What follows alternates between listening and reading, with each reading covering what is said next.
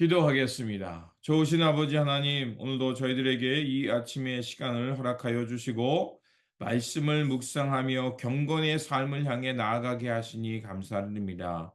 오늘도 우리에게 주신 말씀 붙들고, 하나님께서 기뻐하는 삶이 무엇인지, 또 우리의 삶을 어떻게 드려야 하는지 생각하며 살아가는 우리의 일상의 모습이 되게 하여 주옵소서. 무엇보다도 아버지 하나님, 우리의 삶이 선한 영향력을 끼치며 믿음의 선한 싸움이 되기를 원합니다. 주님 날마다 성령으로 지켜주시고 인도하여 주셔서 하나님 나라 주님의 기쁨 되어 살아가는 우리의 모습이 되게 하여 주옵소서. 우리 구주 예수 그리스도의 이름으로 기도드립니다. 아멘. 오늘 우리에게 주신 말씀은 빌레몬서 1장 10절에서 19절입니다. 내가 갇혀 있는 동안에 얻은 아들 오네시모를 두고 그대에게 간청합니다. 그가 전에는 그대에게 쓸모없는 사람이었으나 이제는 그대와 나에게 쓸모 있는 사람이 되었습니다. 나는 그를 그대에게 돌려보냅니다. 그는 바로 내 마음입니다. 나는 그를 내게 곁에 두고 내가 복음을 위하여 갇혀 있는 동안에 그대를 대신해서 나에게 시중 들게 하고 싶었으나 그대의 승낙이 없이는 아무것도 하고 싶지 않습니다. 나는 그대가 선한 일을 마지못해서 하지 않고 자진해서 하기를 원하기 때문입니다. 그가 잠시 동안 그대를 떠난 것은 아마 그대로 하여금 영원히 그를 데리고 있게 하려는 것이었는지도 모릅니다. 이제부터는 그는 종으로서가 아니라 종 이상으로 곧 사랑받는 형제로 그대의 곁에 있을 것입니다. 특히 그가 나에게 그러하다면 그대에게는 육신으로나 주님 안에서나 더욱 그러하지 않겠습니까? 그러므로 그대가 나를 동지로 생각하면 나를 맞이하듯이 그를 맞아 주십시오. 그가 그대에게 잘못한 것이 있으나 빚진 것이 있거든 그것을 내 앞에 달아 놓으십시오. 나 바울인 친필로 이것을 씁니다. 내가 그것을 갚아 주겠습니다. 그대가 오늘의 그대가 된 것은 나에게 빚진 것이라는 사실을 나는 굳이 말하지 않겠습니다. 아멘. 오늘 본문 말씀은 사도 바울이 빌레몬에게 오네시모를 용서하고 형제로 받아주라고 간청하는 말씀입니다. 빌레몬은 골로새 교회의 평신도 지도자였습니다. 그만큼 그는 인격적이었고 성품이 매우 훌륭한 사람이었음을 짐작해 볼 수 있습니다. 그런데 오네시모라는 종이 빌레몬에게 큰 금전적인 손해를 입히고 도망쳤다가 감옥에 갇혔고 그리고 사도 바울을 만나게 됩니다. 비록 감옥에 갇혀 있지만 사도 바울을 통해서 그 복음의 진리를 듣게 되고 그리고 그 복음을 통해서 거듭나서 귀중한 믿음의 동역자가 되었던 것입니다.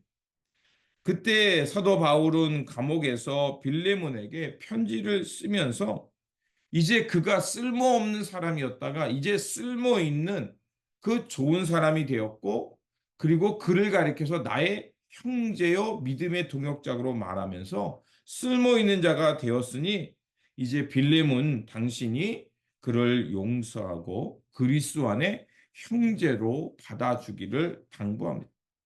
바울은 오네시모를 가리켜서 아들이라고 부릅니다. 그만큼 오네시모가 그 믿음 안에 새로워졌다는 것을 말할 수 있죠. 그리고 빌레몬에게 자신을 대하는 것처럼 오네시모를 대해주기를 요청합니다. 그러면서 종이 아니라 사랑받는 형제로 대해주기를 16절에 부탁하고 있습니다. 바울이 오네시몬을 빌레몬에게 이렇게 요청할 수 있었던 것은 빌레몬이라는 사람이 그 어떤 사람인지를 잘 알았을 뿐만 아니라 빌레몬과 사도 바울의 관계가 특별했음을 알 수가 있습니다. 또한 그가 이렇게 그 빌레몬에게 당부할 수 있었던 것은 우리 모두가 복음의 빚진 자로서 하나님의 선제적 은총이 아니고서는 하나님과 우리가 새로워질 수 없었기 때문에 그 은혜와 그 복음의 빚을 알고서 오네시모와 새로운 관계를 맺으며 살아가기를 부탁합니다. 그런데 사도 바울이 강요하는 것이 아니라 그에게 간청하면서 자발적으로 빌레몬이 이 오네시모를 받아들이기를 부탁하는 것을 볼 수가 있습니다. 강요가 아닌 마음에서 우러난 것. 하나님의 은혜와 은총을 깨달을 때 그 긍휼의 마음이 있을 때 우리가 그를 받아들이고 용서할 수 있죠.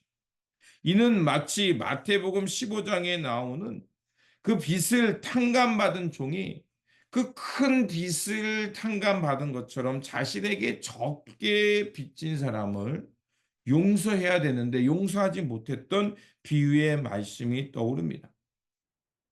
그들이 이런 용서와 화해의 모습을 보였고 그랬기에 오늘 성서의 말씀이 기록된 것처럼 그들이 보여준 이러한 모습은 이 땅의 교회와 우리가 사는 세상이 어떠해야 되는지를 보여주는 좋은 표본입니다. 사도 바울은 화해와 중재자로서 깨어진 관계를 서로 용서하고 그리스도 안에 새로운 관계를 맺으면서 그리스도의 공동체가 되려고 한 것은 바로 오늘 이 땅에 우리가 어떤 모습으로 살아야 되는지를 말하고 있습니다. 또한 이 일을 치료함에 있어서 사도 바울은 자신의 권위로 강압적으로 굴복시키는 것이 아니라 정중히 부탁하면서 그가 스스로 생각하고 선택할 수 있도록 그리고 하나님의 이러한 부르심에 자발적으로 순종할 수 있도록 부탁하는 모습을 볼 수 있습니다. 바로 하나님을 향해 또 주님의 말씀을 향해 우리가 어떤 모습으로 순종하며 살아야 되는지를 보여주는 것입니다. 비록 이런 일들은 쉬운 일이 아닙니다.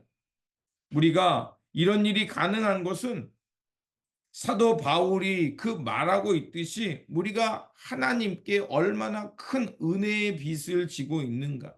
예수 그리스도의 복음으로 하여금 우리가 하나님과 어떻게 새로운 관계가 되었는가를 스스로 돌아보고 그 은혜에 감동 받을 때 우리는 빌레몬과 같이 그 자신에게 손해를 입힌 사람을 용서하고 형제로 대화하며 그리스도의 공동체를 이뤄갈 수 있습니다.